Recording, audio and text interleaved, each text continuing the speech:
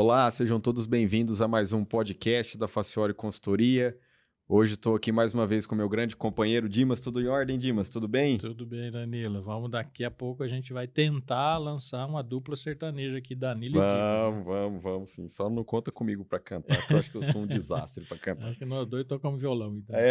Boa. A gente, quem sabe, convida o nosso convidado aqui para cantar. A voz boa ele tem, aparentemente, Dimas. Tem sim. Hoje nós estamos aqui com, além de convidar também mais um amigo nosso, né, Dimas? Um De amigo longa data. de longa data.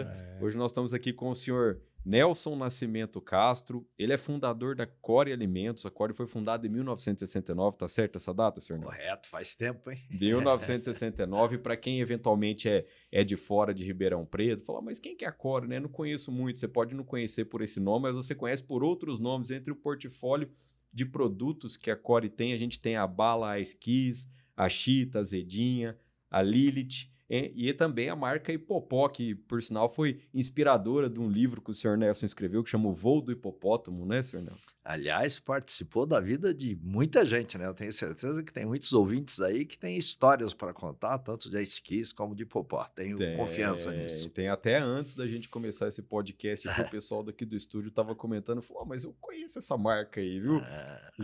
Conheço uma história dela, porque foi case, né? O senhor vai contar isso aí para nós.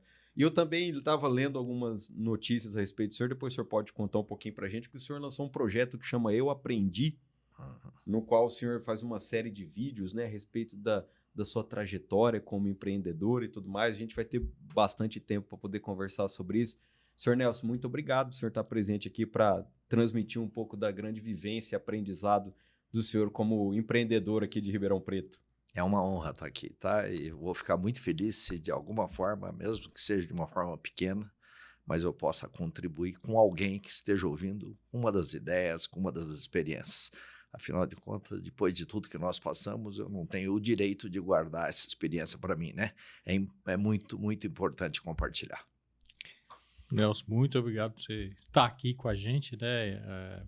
Eu já até estava falando um pouquinho antes da gente começar aqui que o nosso podcast é uma criança ainda, né? Nós temos pouquíssimos episódios, mas a gente tem trazido sempre amigos aqui, coincidentemente amigos, e são clientes ou foram clientes da Facioli, mas o Nelson é um amigo de longa data, né? Nós fundamos juntos o Facioli Lounge, que é uma confraria aí de pessoas, né, na verdade. A gente fala de empresário, de profissionais. Falam que é uma máfia, isso. viu? Provavelmente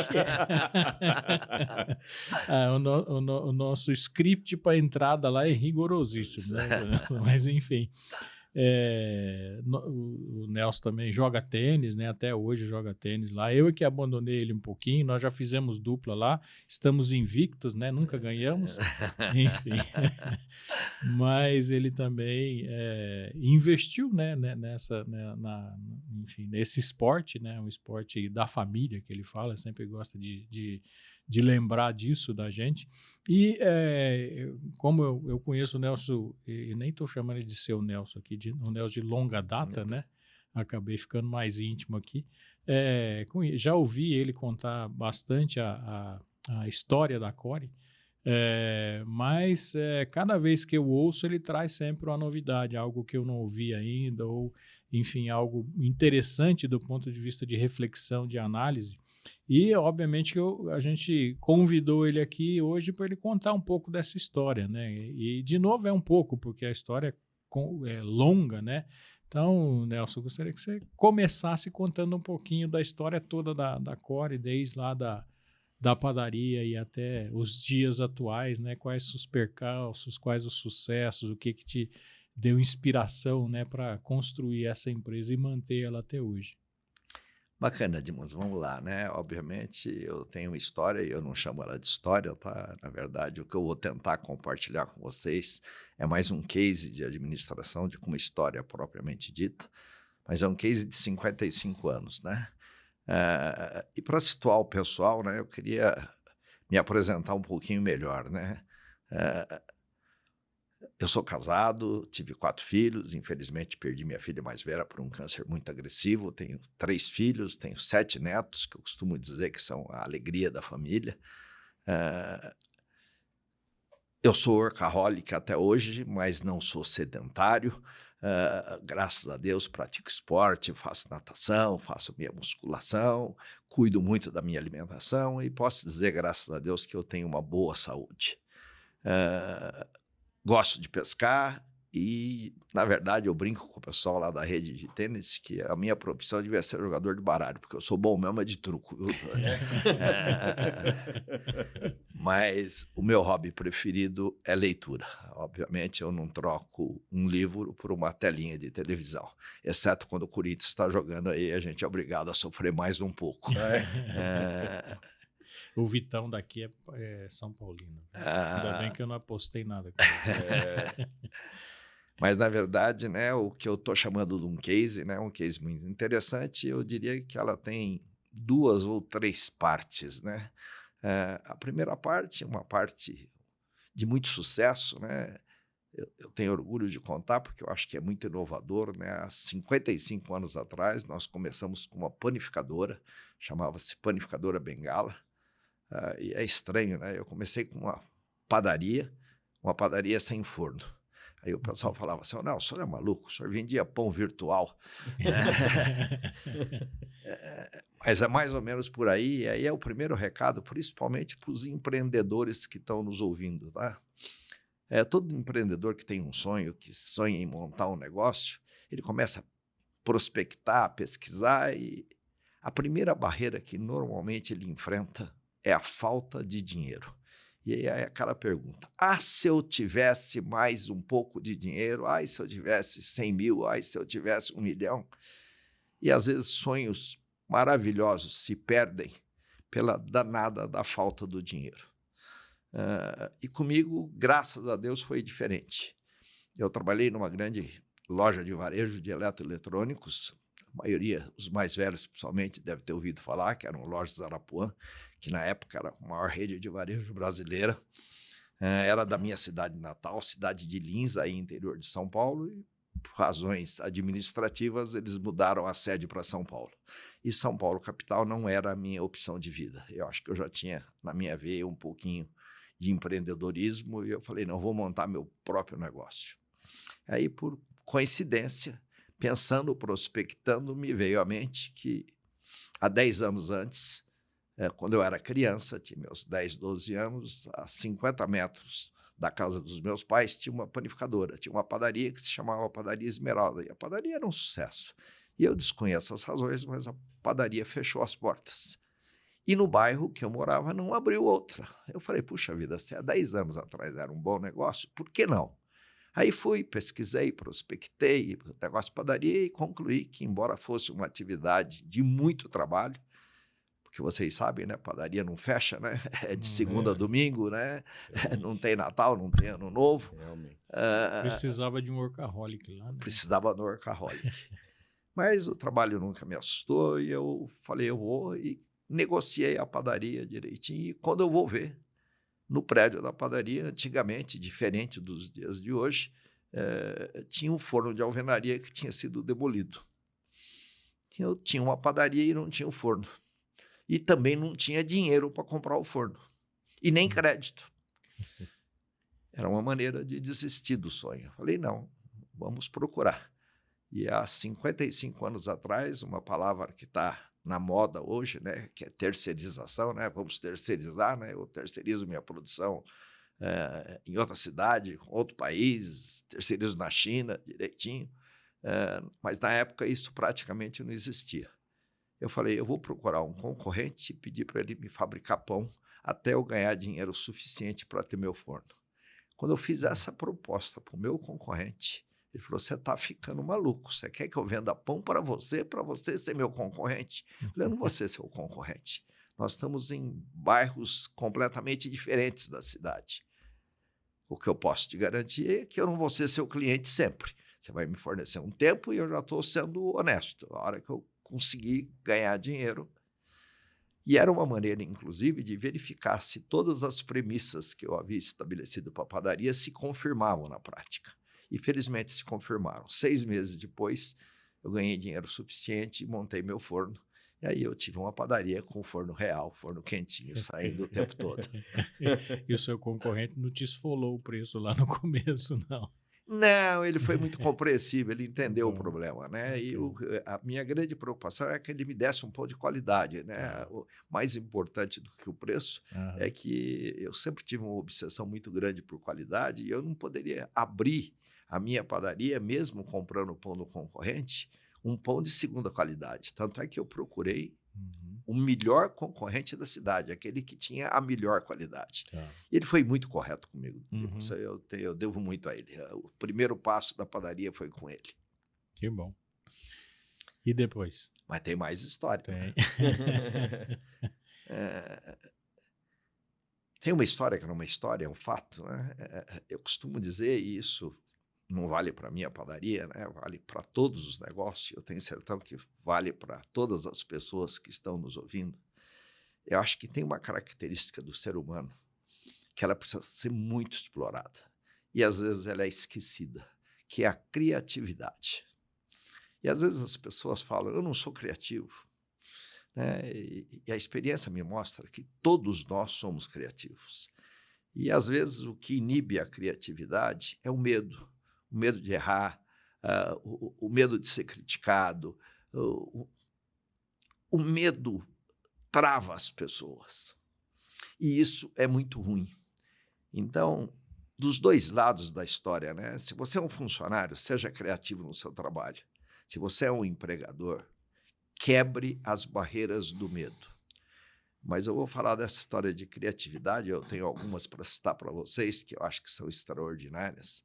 Naquela época, diferente dos dias de hoje, que você passa no posto de gasolina e tem uma loja de conveniência e você compra pão quentinho a qualquer hora, porque a maneira de se fabricar o pão mudou muito. Uhum. Naquela época, não. Você tinha pão quente na padaria, basicamente em 2 horários. Ou às 5, 6 horas da manhã, que era a primeira parte, onde os adultos iam para a padaria, e normalmente entre 2 e 3 horas da tarde, onde as crianças iam comprar o pão do lanche. Só que criança é um bichinho extraordinário, né? Criança é irrequieta. Ela não gosta de esperar. E ela chegava na padaria às 2 horas e o pão quente ainda não tinha saído. E ela ficava lá meia hora, 40 minutos esperando, e ela fica irritada. Uhum. Ou então ela chegava às 3 horas e o pão já não estava mais quentinho, porque já tinha saído às 2. Porque naquela época nós não tínhamos um controle de processo que me garantia que o pão saísse no mesmo horário. Aí, o que fazer? Aí veio uma ideia brilhante, acho que foi uma das ideias mais criativas que nós tivemos, né? Eu botei uma sirene super barulhenta que acordava o bairro inteirinho. A hora que o pão quente saía, eu tocava a sirene e eu tenho fotos na padaria para vocês verificarem o formigueiro de crianças que corriam na padaria para buscar pão quentinho. Quanto custou a ideia? Não precisava de mídia, não precisava de televisão, não precisava de rádio, não precisava de nada, né? Um aparelhinho numa sirene, o suficiente para fazer uma comunicação vital e eficiente. Então, vê que a criatividade muda as coisas, né? E sem nem dizer na primeira vez para que era aquela sirene. Né? Depois as pessoas foram se acostumando. Eu vou dar essa ideia aqui para uma padaria aqui. Eu fui contar uma história rapidinha aqui. Fui na padaria e vi lá. Eu fiquei na França quase 50 dias, né? E, obviamente, o croissant francês é uma maravilha, né? A gente está falando de padaria aqui. E aqui eu nunca tinha visto um tão parecido com o francês como eu vi nessa padaria e coincidentemente cheguei lá, vi aquele croissant bonito e falei, vou levar 2, eu vou experimentar, porque todos os outros que eu tinha croissant é um pão complexo de fabricar, viu? Não é qualquer padaria que faz um croissant de boa qualidade, não. Imagino. E adorei o croissant. Falei, não, muito bom, vou voltar nessa padaria. E eu, assim, nem ia muito nessa padaria. Falei, vou voltar lá para comprar o croissant. Cheguei lá, falei, eu quero croissant. Falei, não tem croissant. Falei, mas como não tem? Eu comprei outro dia aqui. Falei, não, ele só sai às 10 horas da manhã.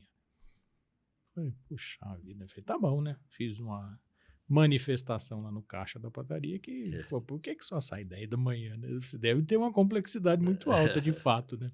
E voltei no outro dia às 10 da manhã, o cadê o croissant? Não está pronto hoje, não ficou pronto às 10 horas da manhã. Falei, então vou sugerir que eles coloquem uma sirene lá para falar, tem croissant, agora vem buscar esse negócio aqui. Aí nós podemos patentear a ideia, Dimas. Já pensou a sirene na padaria? Que coisa boa, né? É uma boa.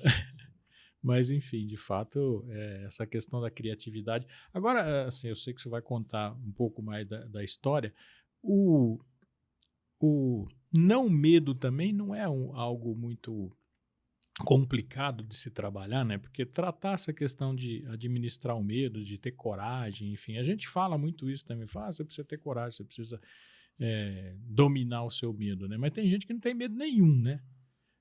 Isso não é algo complicado também a pessoa deveria ter, sei lá, um meio termo aí, não tenha medo, mas também não tenha nenhum medo, né? Não, eu acho que está ligado um pouco à cautela, né? Logicamente, a hora que você vai de uma maneira muito afoita dentro de uma ideia, você quebra a cara. Uhum. Mas, Dimas, não tem maneira melhor de aprender do que errar. Tá entendendo? Você quebra a cara uma vez, quebra a cara 2 vezes, e você vai aprendendo a administrar. Uhum. Eu prefiro que a pessoa erre por excesso de euforia, às vezes, de uma ideia, do que ela não bote a ideia em prática. Uhum. Eu tenho com medo de errar, é pior do que o erro provocado pelo não medo. Pelo menos é uma percepção que eu tenho. Bacana. Senhor Nelson, eu ouvindo o senhor comentar a respeito disso, né? E o senhor falou de uma série de questões que nós tratamos o tempo inteiro lá dentro da Facioli, que é isso que o senhor trata hoje com uma simplicidade muito grande. As empresas pagam curso para que as pessoas possam recuperar isso. A gente vive num mundo muito cartesiano, né? Muito exato. Então, assim, a criatividade é uma coisa que a realidade acaba sufocando nas pessoas, né? Você entra num lugar, fica vivendo só em cima de processo, em cima de determinada coisa, e a criatividade, dependendo da área que você está, ela não é estimulada, né? Pelo contrário, a pergunta é, o senhor costuma olhar isso quando o senhor vai contratar gente para trabalhar com o senhor? Esse é um ímpeto que o senhor costuma esperar da pessoa que está junto com o senhor, essa iniciativa para a criatividade, essa postura em voltar a criar coisas novas, independente da área que ela trabalhe, por exemplo?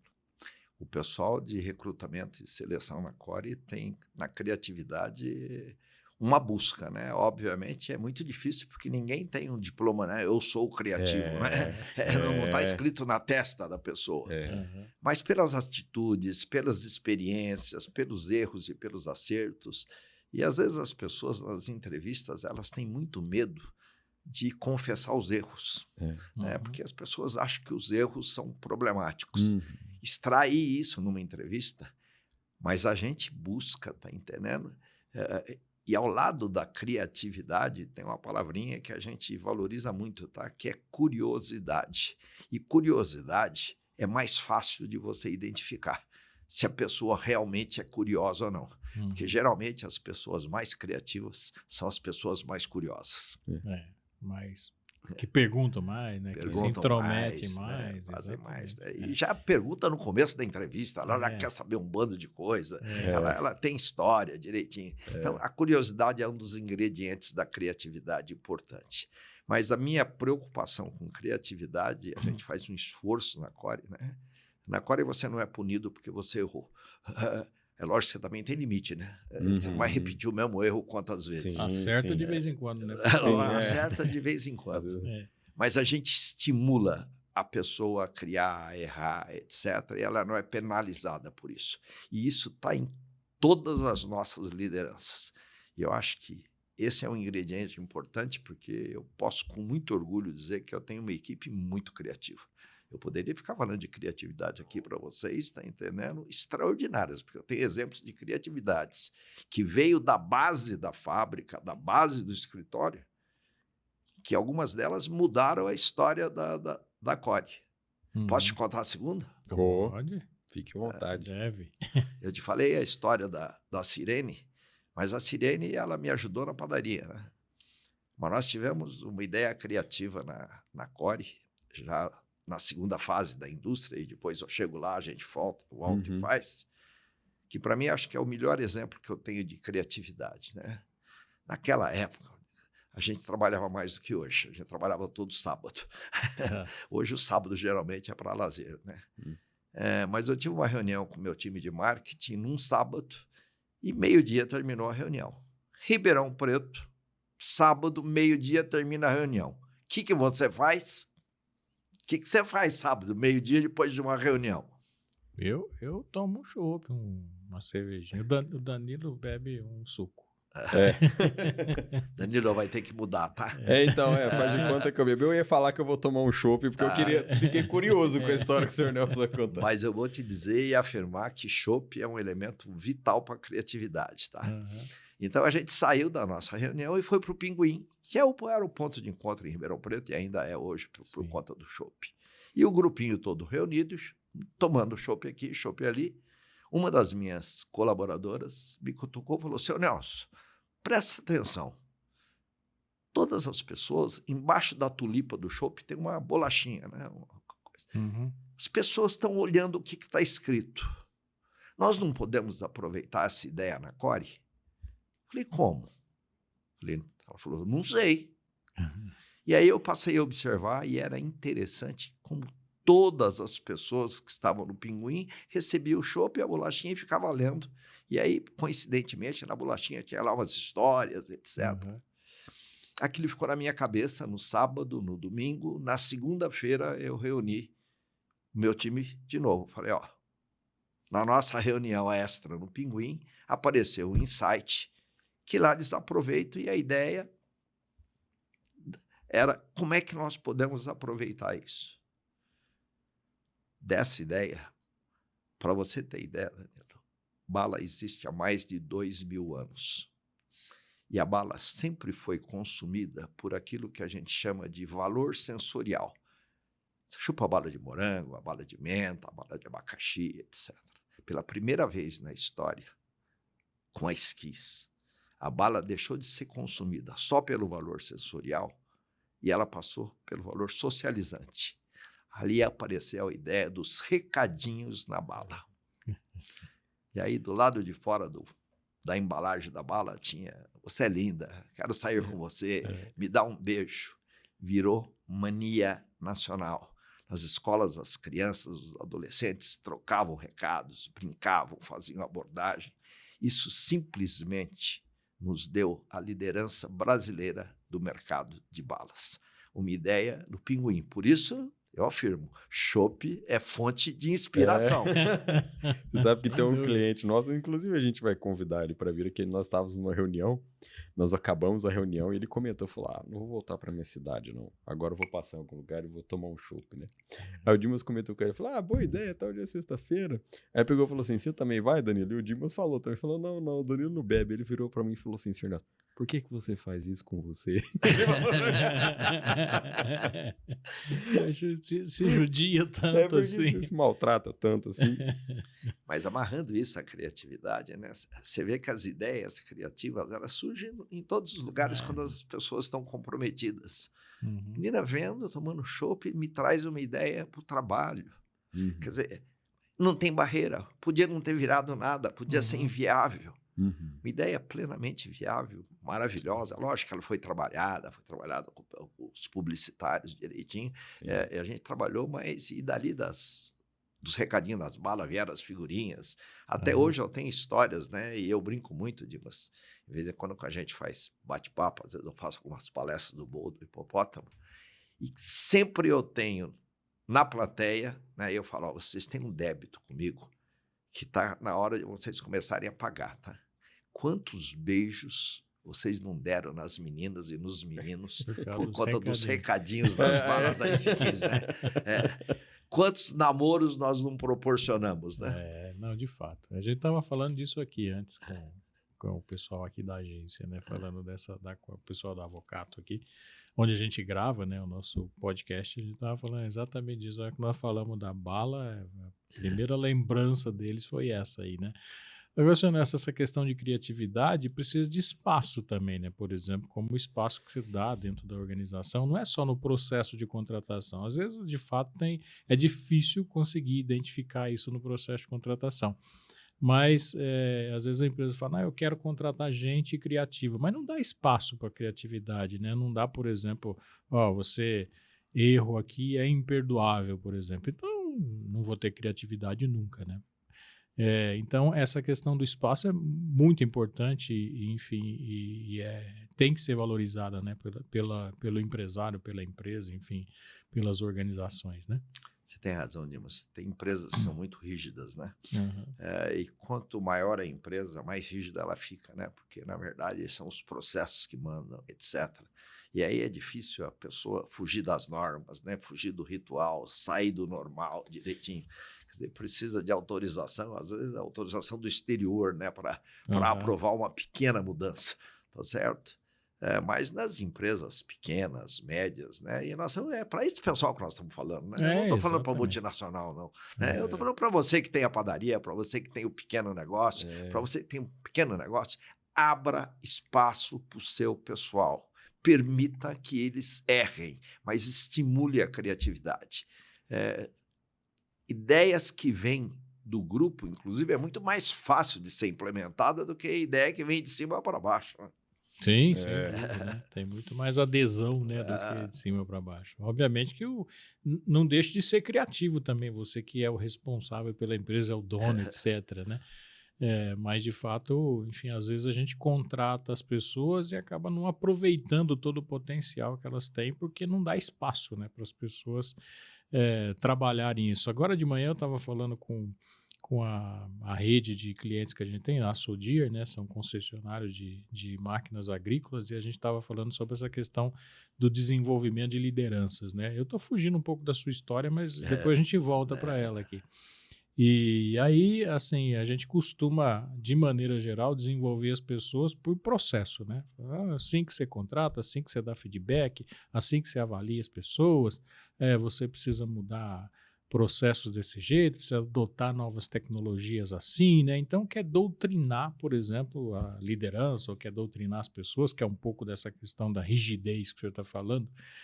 E a gente sempre veio trabalhando num modelo que é um modelo que precisa dar propósito para as pessoas, né? Então, assim, ninguém quer ser líder, assumir uma baita de uma responsabilidade se não tem propósito, né? Para que você quer ser líder aqui, né? Para que você precisa ser líder aqui? Então, o propósito vem muito antes do que ele tem que fazer ou como ele tem que fazer. Isso vale para todas as outras pessoas também que trabalham na organização, né? O senhor concorda com isso?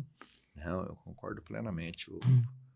O Dimas, eu sou da época em que a gente recrutava mão de obra, né? Uhum. Porque, na verdade, o que as pessoas utilizavam eram as mãos. Era o trabalho braçal que mandava, né? Quem tinha mais força, quem tinha mais resistência, valia mais. Hoje as mãos pesam um pouco, né? Exato. O que pesa, na verdade, é a mente. Uhum. E como é que eu consigo comprometimento da mente sem propósito? Como é que a pessoa se entrega verdadeiramente se ela não tem um objetivo claro? Não é mais um problema de força física. Você não contrata mais mão de obra, gente. Tá entendendo? Não tem. Muito embora ainda exista bando de rigidez, que graças a Deus está sendo quebrado, né? A pandemia ajudou muito isso, dos horários, dos relógios de ponto, entra a tal hora, para a tal hora, etc. Hoje é difícil você trabalhar exclusivamente no horário de trabalho. É normal que com a tecnologia de informação você trabalhe pelo celular, trabalhe em casa, trabalhe viajando, etc. É a hora que você mais precisa da mente. E mentes criativas, desculpa, você não disciplina com processo. Pelo menos é a minha percepção. Concordo também, plenamente. E eu escutando esses tempos atrás um médico dando uma entrevista, e ele estava falando um pouco sobre essa questão também de criatividade, estava falando dos hemisférios do cérebro, né, do esquerdo, que tende a ser mais lógico, se eu não me engano, talvez quem estiver me escutando, se eu falar o contrário, não, mas o senhor sabe aí o direito que tende a ser mais abstrato, mais voltado para as artes, né, que é onde está, de certa forma, a criatividade, né? Aí nós entramos na escola, nós temos um trabalho muito voltado para te tornar lógico, né? Você entra no mercado de trabalho, eles buscam uma pessoa analítica e tudo isso que eu estou falando é muito importante. Mas a criatividade para você resolver um problema também, né? Então eu imagino que durante a jornada do senhor, por exemplo, muitas vezes essa abertura para a criatividade te ajudou não só para lançar produtos, mas eventualmente para resolver desafios também que a Core possa ter enfrentado ou outros negócios que o senhor tenha trabalhado dentro deles, né? E tem exigido do senhor saídas alternativas que talvez não estavam ali dentro do papel, não estava dentro ali do livro da teoria de administração, por exemplo. Eu tenho mais uma história. De história eu falei para você que eu tô jeito, É o que a gente quer ouvir. É o que nós queremos ouvir. Então, quando eu falo de criatividade, falo de participação do pessoal. Quando a gente pede para usar a mente das pessoas. Você, Danilo, é muito novo, não sei nem se você viveu essa época, não sei nem se você tinha nascido, né?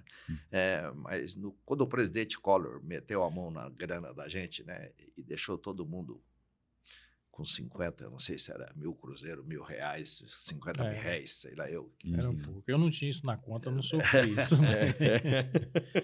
Mas praticamente ele paralisou o Brasil, porque obviamente você não tinha dinheiro para nada. E aí eu reuni o pessoal da CORE, né, principalmente o pessoal administrativo, o pessoal das lideranças, e nós tínhamos problema, não tinha dinheiro para comprar matéria-prima, não tinha dinheiro para botar os caminhões na rua para fazer entrega, não tinha dinheiro para os vendedores viajarem. A gente estava totalmente paralisado, com a fábrica paralisada. Reuni e falei, e daí? Como é que nós vamos resolver o problema? Não está nos manuais, não tem Collor aí todo dia confiscando a nossa poupança. Veio uma ideia de um funcionário. De novo, a história da criatividade, uma solução para um problema grave, que não era só a CORE, mas o Brasil vivia.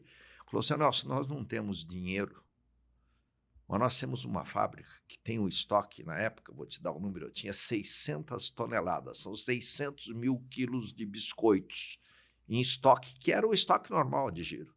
Será que ao invés da gente vender isso para supermercado, se a gente transformasse a fábrica tipo de um supermercado e vendesse esse biscoito direto para o consumidor pela metade do preço, por R$1 o pacotinho, 2, a gente vai fazer dinheiro e a gente faz o caixa. Eu falei, nossa senhora, a ideia pode parecer meio maluca, mas ela é viável. Eu fui para a minha sala, tinha um recado da IPTV, querendo me entrevistar para saber como é que a CORE ia resolver o problema. Eu falei, me dá um dia que eu vou te dizer. Um dia depois eu chamei e eu dei uma entrevista na IPTV, a fábrica parada, nós improvisamos um tipo de um supermercado e nós vendemos 600 toneladas de biscoito em 3 dias, de pacotinho em pacotinho para o consumidor. Recheamos o caixa e voltamos a operar. Ainda baixou um pouco o custo, porque não teve que transportar, não teve que vender. Não teve a margem do supermercado, não teve nada. Para o consumidor foi bom, porque não tinha muito, mas R$1 as pessoas tinham e precisavam comer. Da onde veio a ideia? Veio dos manuais, veio dos processos, veio do grupo, gente. Então, quando eu insisto muito, dá oportunidade das pessoas participarem do processo decisório. A pior coisa que tem é quando no processo a solução vem pronta, de cima para baixo. Faz assim porque tem que ser assim. Quando a pessoa participa do processo decisório, ela escolhe os caminhos alternativos, ela implementa com muito mais facilidade, etc. Foi um sucesso. Os funcionários vibravam, né? Tinha fila nos quarteirões da coisa. Eu precisei de policiamento para disciplinar o trânsito na Lagoinha, porque a CORE virou o centro de atenções. Olha só. Que maravilha. E outra, conta mais uma, essa é muito boa. Eu queria, enfim, eu acho que o senhor deve estar com uma lista grande aí para contar para a gente, mas a gente fala muito hoje de E-Social, do ESG, né? E, assim, tem uma história muito bonita que eu sempre gosto de contar, que é a ação social que o senhor faz até hoje, né? Lá em Minas Gerais, enfim, e que começou... Enfim, também nessa linha de inspiração, né? De como é que a gente pode resolver um problema para as pessoas trabalharem. Acho que é mais ou menos isso. Mas conta pra gente essa história que ela é assim, às vezes as pessoas falam, esse negócio de ESG é moda. Falo, já existe desde 1960, né? Um pouquinho antes da CORE ser. Mas, enfim, as empresas, de uma maneira geral, fazem muito isso, né?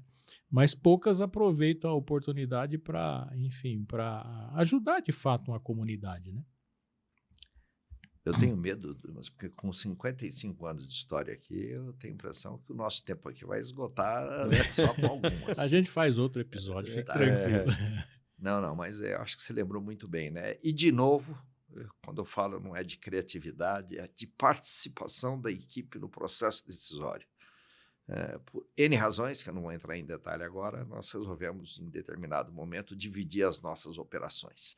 Nós ficamos com biscoitos e chocolates em Ribeirão Preto e montamos uma fábrica de balas e drops em Minas Gerais, aqui num município muito próximo, que se chama Arceburgo. E eu tenho muito orgulho de dizer que é a fábrica de balas mais moderna da América Latina. Nós construímos, com a ajuda do Banco de Desenvolvimento de Minas Gerais, projeto pronto. Tinha um projeto que nós deixamos para executar logo depois do funcionamento da fábrica, que era a construção de uma creche para os funcionários.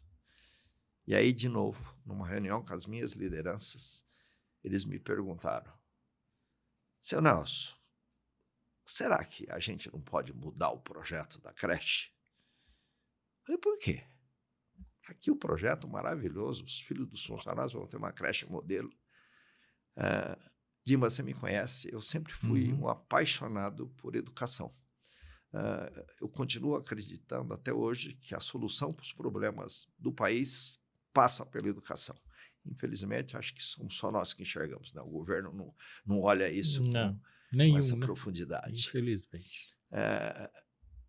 E aí meus colaboradores, a minha liderança falou assim: Nelson, ao invés de creche, nós queremos botar uma escola. Eu falei: vocês estão errados.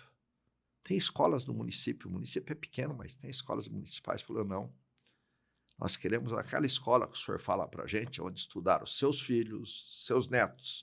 Queremos uma escola construtivista para formar cidadãos diferentes, etc. Eu falei: vocês estão sabendo o que vocês estão me pedindo? Vocês não sabem nem fabricar bala, vocês vão se meter em educação. Falou: senhor Nelson, dá o sinal verde que nós tocamos. E hoje eu tenho muito orgulho de dizer que a Core tem o que a gente chama do Instituto Core de Educação e Cultura, uma escola construtivista, considerada uma das melhores do estado de Minas e uma das melhores do país, para 200 crianças, metade filho dos funcionários e metade da comunidade. Já formamos 12 turmas no Fundamental 2. E eu começo no maternal, com 2 aninhos, tá certo? A escola é um orgulho. Então, mais do que uma creche, que, com todo o respeito e necessidade das creches, que é um lugar onde a gente apenas cuida das crianças, tá certo? O da educação, que elas não teriam acesso, porque não tem no município, elas não teriam poder aquisitivo para ter acesso a uma escola desse tipo. E, de novo, né, nós temos uma escola modelo. Sem entender de educação, nós montamos. E aí eu digo para o pessoal, né, não adianta ficar esperando o governo resolver. A gente tem que fazer a nossa parte.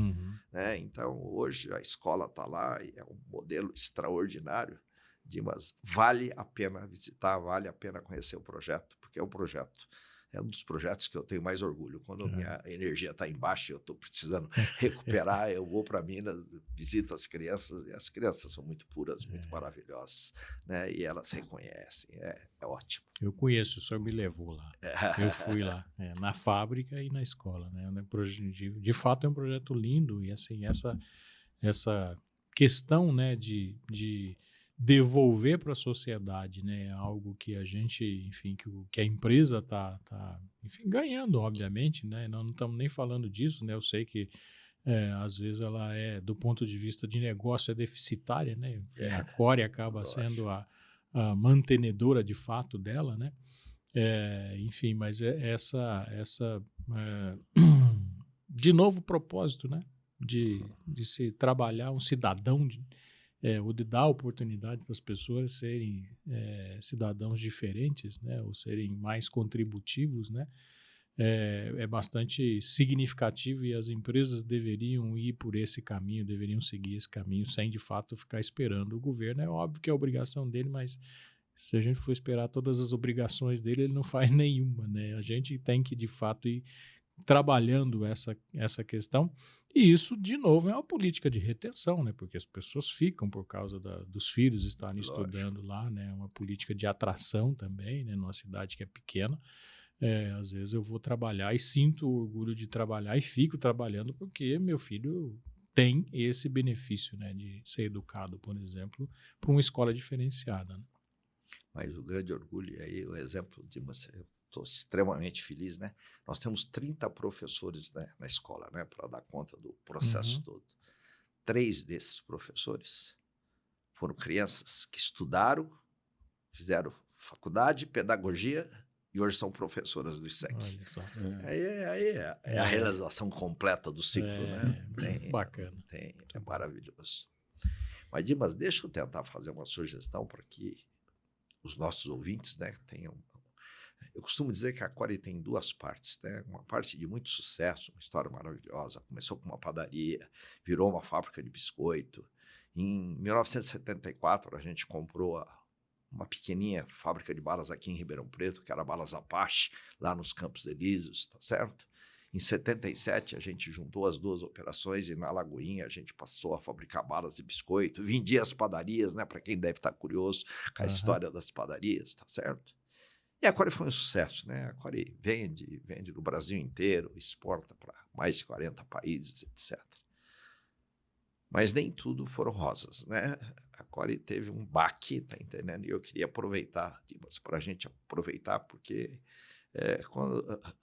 quando as pessoas, né? E essa foi a inspiração, né, do livro, né? A Core não tem uma história de sucesso quando eu falo que é um case, né? Em 2004, eu tive um problema financeiro na Core, por N razões, que se entrar no detalhe aqui nós vamos demorar muito, mas a Core pediu concordata.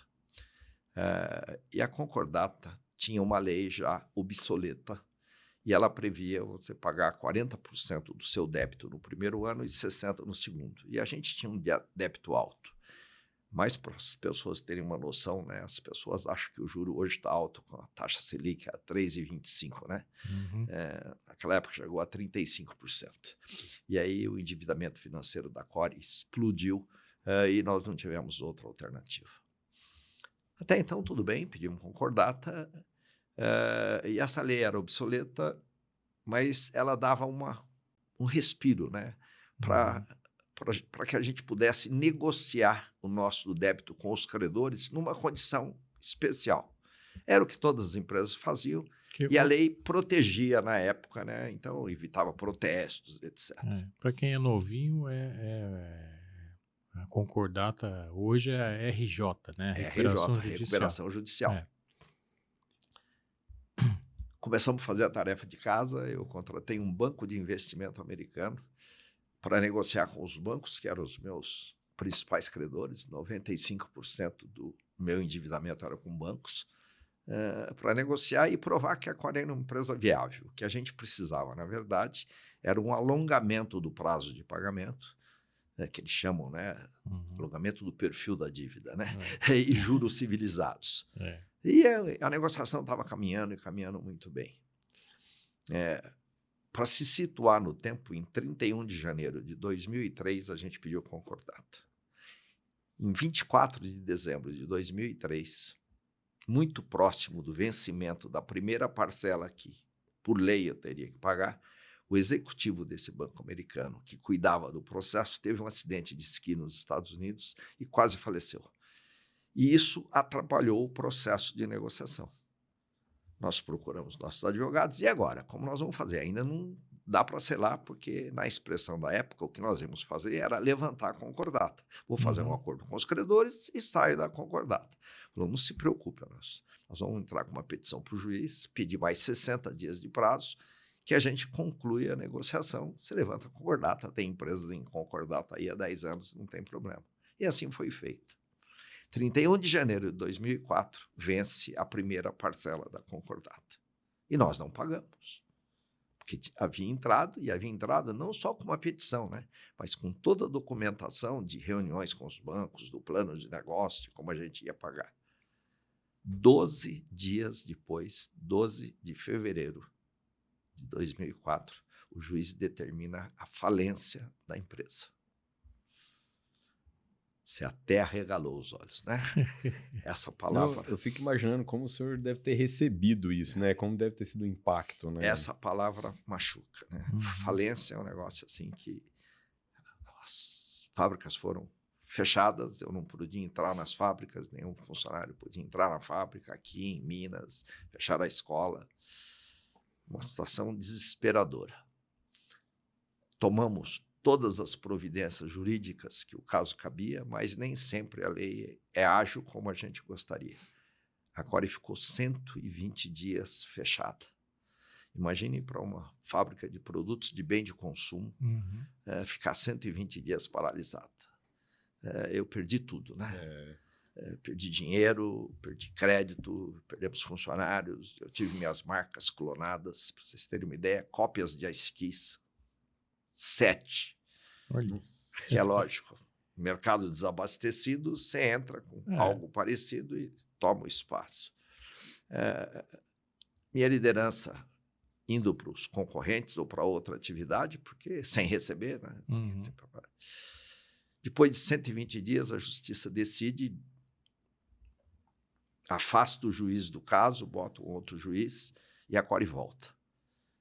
E aí os manuais não ensinam e nem as faculdades, né? Como é que se recupera uma empresa depois de 120 dias passada? O problema não é sair do zero. Eu continuava com um débito enorme. Só que eu não tinha dinheiro, não tinha crédito, não tinha equipe, tinha minhas marcas clonadas. De 1.300 funcionários, a Core voltou com 150.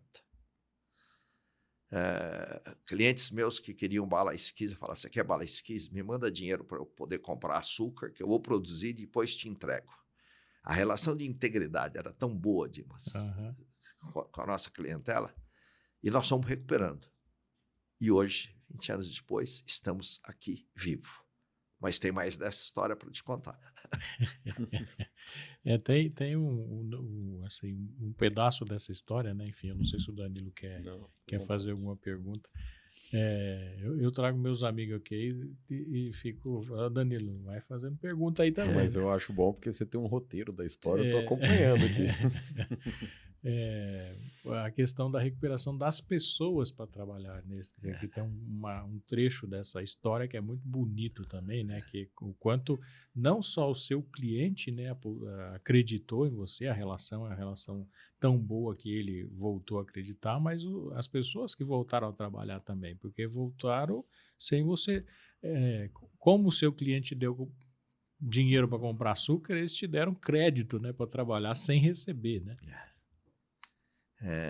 Na verdade, essa história é uma história longa, né? Porque tem capítulos aí terríveis, né? Não foi tão simples quanto parece, né? Obviamente. Mas eu costumo dizer, não, é verdadeiro, né? A recuperação da Core, ela foi fundada, eu diria que em 5 pilares. E vocês vão perceber que nesses 5 pilares não tem tecnologia, não tem máquina, não tem dinheiro, não tem financiamento. São pessoas. Primeiro, a nossa equipe. Eu tenho uma expressão que não é minha, né? Eu li em algum livro, alguém me deu. Diz que as pessoas não morrem por dinheiro, mas as pessoas morrem por uma causa. As pessoas voltaram a trabalhar não pelo salário. Eles tinham uma causa. Tinha um propósito. Eles tinham um propósito. Eles queriam provar que a Core era uma empresa séria, viável, que o que tinha sido cometido era uma injustiça. O salário era detalhe. Então, primeiro a minha equipe. Segundo, os meus fornecedores. Porque fornecedor não é CPF, Dimas. Tem um ser humano do lado de lá. E nós tínhamos uma relação com os fornecedores de anos. A Core nunca teve um único cheque devolvido. 35 anos de atividade, que era a idade que a gente tinha na época, em 2004. Os meus clientes, que antecipavam dinheiro, que continuaram nos prestigiando, comprando, etc.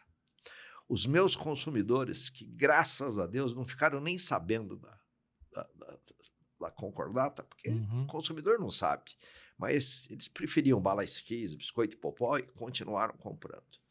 O único fator desses 5 que não se reflete as pessoas, e esse é Eu não gosto de conselho, tá? Porque se o conselho fosse bom, a gente não dava, né? Mentira, né?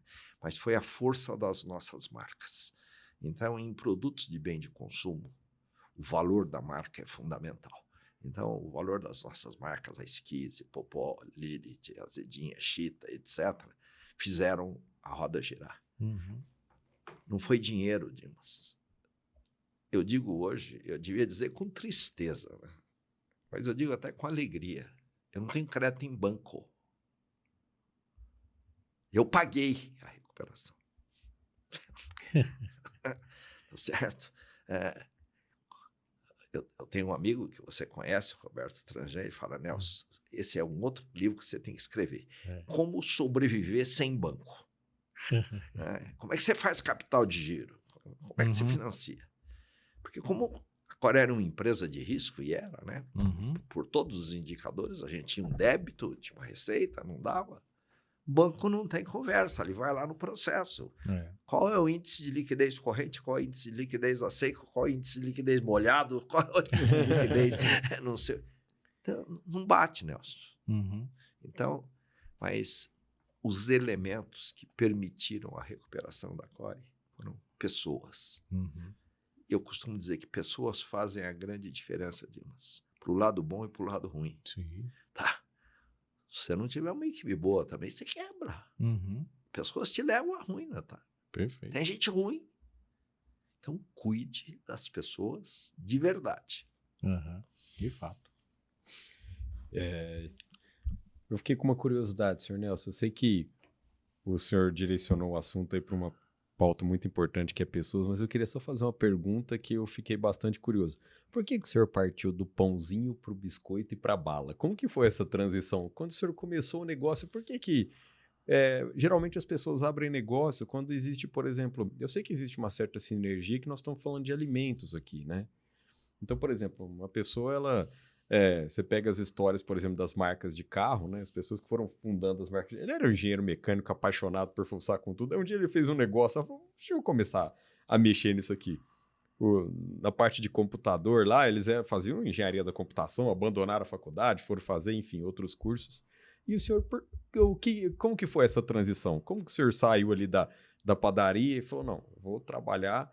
Hoje eu trabalho num B2C aqui direto, né? Que eu vendo aqui para a pessoa que está aqui na minha padaria e conhece meu rosto. Agora eu vou trabalhar num B2B, vou fazer uma escala grande, né? E vou vender para grandes negócios. Como foi essa transição? O que fez o senhor migrar assim, de negócios para negócios diferentes? Ô, Danilo, você devia reservar só pergunta fácil, né? Se fizer umas perguntas difíceis, é um problema, né? Realmente tem uma coisa que é o normal acontecer, né? Um engenheiro mecânico, ele fabrica um carro, fabrica uma máquina, fabrica um computador, etc. A minha experiência antes da padaria não tinha nada a ver com a padaria. Eu, de padaria, eu só entendia de comer o pãozinho e ir lá comprar para os meus pais. O normal seria eu sair do negócio de eletroeletrônico e botar uma lojinha, que era a experiência que eu tinha de varejo, seja varejo de roupa, de eletroeletrônico, não importa, o comprar e vender era onde eu tinha alguma esperança. Mas antes da padaria, eu prospectei uma porção de negócios e fui ticando, esse não dá por essa razão, esse não dá por essa razão, etc. Eu diria que a padaria não foi uma escolha, a padaria sobrou. Na lista. Ela estava dentro das possibilidades e era um negócio que era rentável. Até hoje, eu digo, a padaria é um negócio rentável. Ela é trabalhosa, mas ela é muito rentável. Mas aí, as oportunidades aparecem sem a gente pensar. Da padaria para a fábrica de biscoito, de novo pessoas. Eu sou apaixonado por pessoa, né? E aí, eu dizer para vocês que eu sempre tive uma obsessão por qualidade. E eu queria ter o melhor pão da cidade. Para isso, eu contratei aquilo que se considerava o melhor padeiro da cidade. E eu não tinha. O pão, segunda-feira, saía ótimo, terça mais ou menos, quarta, não sei o quê. E para cada dia que saía ruim, o meu padeiro tinha o que eu chamo de desculpa verdadeira. As pessoas falam de justificativa, né? Justificativa, para mim, é uma desculpa verdadeira. Às vezes é verdadeiro, tá certo? Elas não fazem por maldade. Mas um dia a farinha não estava boa, outro dia era o fermento, outro dia choveu, outro dia... A lenha não estava quente. A lenha não estava quente, né? Mas aquilo me incomodava, porque eu não tinha o padrão de qualidade, eu não tinha o processo de qualidade. E aí um recado para empreendedores, né? Empreendedor que se preza, bota a mão na massa, né? Eu falei, eu preciso aprender a fazer pão. Literalmente, nesse caso, né? Literalmente. E faço pão até hoje em casa. Faz. Pizza. Pizza. Aí eu tinha um fornecedor de fermento, né? Que é conhecido, né? A marca Flashman. E a Flashman tem cursos para padeiros. E eu fui fazer um curso de panificação. E aí... eu fiz 3 cursos da Flashman e um curso no Itaú, em Campinas. Mas num dos cursos da Flashman, eu era um moleque tão curioso que o professor não me aguentava demais. Ele falava, nunca vi ninguém fazer tanta pergunta. Né? Tá entendendo? Porque eu, no meio de um bando de profissionais mais experientes, mas que eu não sabia absolutamente nada, era natural. Que já tinham botado a mão na massa muitas vezes. Muitas vezes. E aí ele me deu uma ideia, falou, Seu Nelson, acho que o senhor tem uma característica. Eu estou vindo do México, e no México lançaram uma bisnaguinha que eu acho que tem a sua cara. E ele me deu a formulação e me ensinou a fazer a bisnaguinha, que hoje vocês compram da Puma, etc. Mas a Core foi pioneira. E aí eu tinha uma ociosidade nos fornos da padaria, porque eu fazia pão de manhã e fazia pão à tarde, e o resto das 24 horas. Eu comecei a fazer a bisnaguinha no forno da padaria, manualmente, etc. E o negócio cresceu mais do que a padaria. Aí eu vendi a padaria e montei uma fábrica para fabricar as bisnaguinhas, que junto veio o biscoito. E aí pinta mais uma oportunidade, que essa caiu. Um dos meus fornecedores de aromas falou, Seu Nelson, eu vejo que o senhor é empreendedor direitinho, tem uma oportunidade, eu tenho uma fábrica de balas em Ribeirão Preto que está à venda, a fábrica está arrumadinha, tudo certinho, tem a sua cara, por que o senhor não vai ver? Aí eu venho para Ribeirão, me apaixono pela cidade, era uma cidade muito maior que Lins, obviamente, compro a fábrica de balas, e aí toca a fábrica de balas aqui, meus irmãos, que infelizmente faleceram, ficaram tocando a fábrica de biscoito, depois nós juntamos as duas operações. Eu acho que tem coisa que está ligada à oportunidade, né? Tem um outro ditado, né, Dimas, que você conhece, é quando um cavalo arriado passa perto de você, pula em cima dele, não fica esperando, porque não é toda hora. A oportunidade apareceu e eu aproveitei a oportunidade, quer dizer, que não está ligado à minha experiência, etc., porque se fosse, eu provavelmente teria uma lojinha hoje vendendo alguma coisa. Bacana. Não sei se eu respondi, Daniel. Respondeu, e o engraçado é que se você for pegar hoje qualquer livro de empreendedorismo, né? Lógico que a gente não pode generalizar, mas o senhor sempre vai encontrar alguém falando assim, ó, não vai me abrir um negócio que você não entende nada do negócio que você vai quebrar. Violando todas as normas aqui, né, Dimas? Tem um exemplo aqui. Como disse o Nelson, se o conselho fosse bom, a gente estava ganhando um dinheirão com ele hoje, né? Mas o cavalo arriado tem que pular em cima e não perguntar para onde ele vai, né? Depois eu vejo para onde esse negócio vai. Lógico. É óbvio que a gente não está, enfim, jogando aí a indisciplina sobre isso. É óbvio que isso precisa ter uma disciplina muito maior quando não se conhece o negócio. Tem que aprender, né? Você foi botar a mão na massa de fato para saber como fazer o melhor pão que você queria vender lá. Acho que assim, a gente está chegando no final desse podcast aqui, mas já que a gente falou em bala e falou da Bala Apache, que eu já fui cliente da Bala Apache, enfim, já comprei a Bala Apache, fala da Bala Chita, como é que é a história? Porque a Bala Chita era uma outra fábrica que agora você também é o cavalo arriado que passou, o cavalo arriado de novo. Não, mas antes da Bala Chita, eu não sei como é que nós estamos. Não, fique tranquilo. O tempo é nosso aqui. Não, é que tem um ponto que eu acho que é importante para as pessoas, tá? Mas eu não estou fugindo da pergunta. Tá bom. Vou responder a da Bala Chita também, obviamente, tá certo?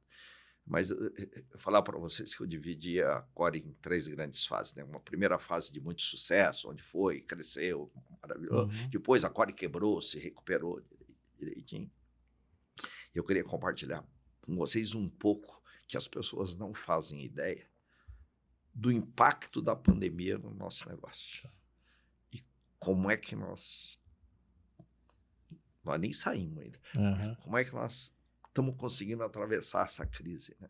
E fala um pouquinho, dando continuidade, né? Como é que tá a Core hoje, né? Também.